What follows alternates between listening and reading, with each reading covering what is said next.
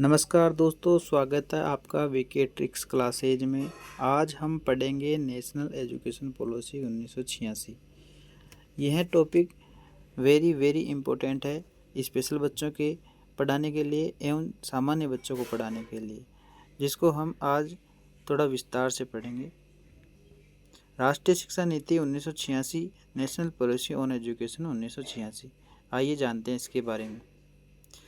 राष्ट्रीय शिक्षा नीति नेशनल पॉलिसी ऑन एजुकेशन 1986 में संसद के द्वारा मई 1986 में राष्ट्रीय शिक्षा नीति को पारित किया गया। कब पारित किया गया? 1986 में राष्ट्रीय शिक्षा नीति को पारित किया गया।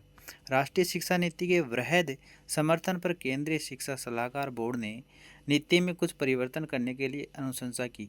किसने की? केंद्रीय शिक्षा सलाहकार बोर्ड ने नीति में कुछ परिवर्तन करने के लिए अनुशंसा की। राष्ट्रीय नीति में कई नए एवं महत्वपूर्ण बिंदुओं को सम्मिलित करने के उपरांत संसद की संस्तुति के उपरांत इसे नई शिक्षा नीति के नाम से जाने जाना लगा। किस नाम से जाने जाना लगा? तो यह है एक नई शिक्षा नीति के नाम से जाने जाना लगा। यह निःशक्तजनों की शिक्षा में से संबंधित भारत सरकार के मानव संसाधन विकास शिक्षा मंत्रालय की एक अत्यंत ही महत्वपूर्ण पहल साबित हुई। अगर हम जानें कि यह किसके द्वारा जारी है, तो यह मानव संसाधन विकास शिक्षा मंत्रालय की एक अत्यंत महत्वपूर्ण जो है पहल है। राष्ट्रीय शिक्षा नीति के 12 भाग, जिसमें सभी वर्ग के शिक्षा पर प्रावधान सुनिश्चित किए गए हैं।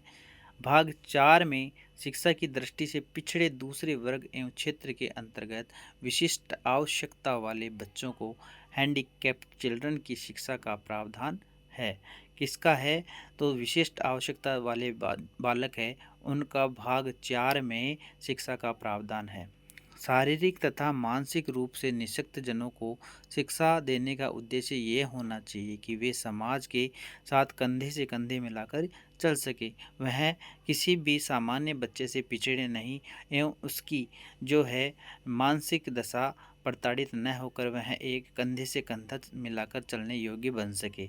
उनकी सामान्य तरीकों से प्रगति हो तथा पूरे विश्वास एवं हिम्मत के साथ जीवन यापन कर सके। इस संबंध में निम्नलिखित उपाय किए जाने हेतु प्रस्तावित है। कौन कौन से उपाय हम कर सकते हैं जो इसमें स्पष्ट है? पहला है निःशक्तता। यदि हाथ पैर में मामूली सी है तो ऐसे बच्चों की पढ़ाई सामान्य बच्चों के साथ होनी चाहिए। गंभीर रूप से, दूसरा कौन सा है? गंभीर रूप से निःशक्त बच्चों के लिए छात्रावास वाले खासकर विद्यालयों की जरूरत होगी। जो गंभीर रूप से निःशक्त है, जो चलने फिरने में अक्षम है, उनके लिए विशेष छात्रावास खास विद्यालयों की जरूरत होगी।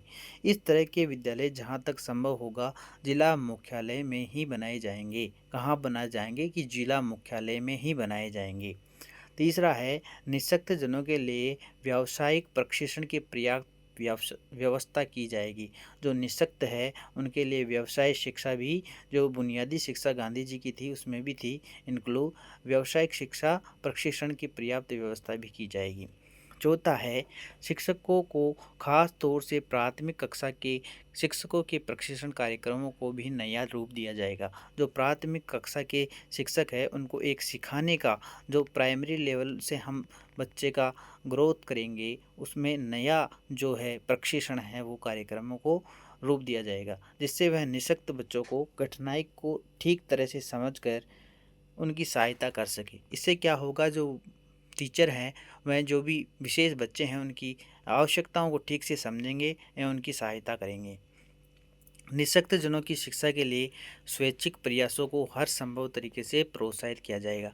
पांचवा है जो निःशक्त बच्चे हैं उनकी स्वैच्छिक खुद की इच्छा और प्रयासों को हर संभव तरीके से प्रोत्साहित किया जाएगा। इस प्रकार से हम जो है राष्ट्रीय शिक्षा नीति 1986 को समझ सकते हैं।